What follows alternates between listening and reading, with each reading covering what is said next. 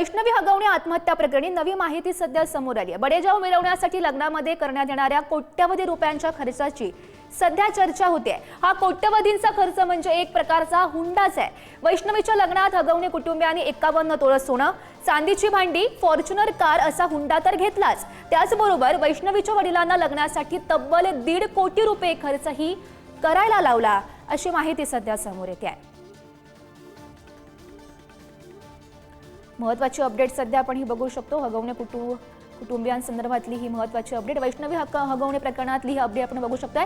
लग्नाच्या खर्चासाठी जवळपास 1.5 कोटी मागितलेले होते, अशी माहिती सध्या या प्रकरणासंदर्भातली समोर येते आहे।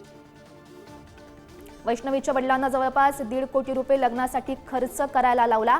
सोनाकारच्या हुंड्यांवर हगवणे कुटुंबियांचं काही पोट भरलं नाही आणि त्यानंतर त्यांनी 1.5 कोटी लग्नात हा खर्च मागितला, अशी माहिती सध्या समोर येते आहे।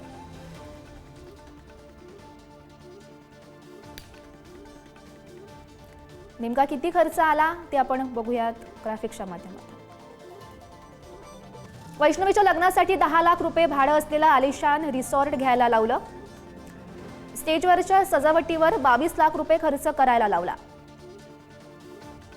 5000 लोकांना लग्नासाठीचं आमंत्रण देण्यात आलं होतं। एका व्यक्तीच्या जेवणासाठी 1000, याप्रमाणे 50,000 खर्च करायला लावला।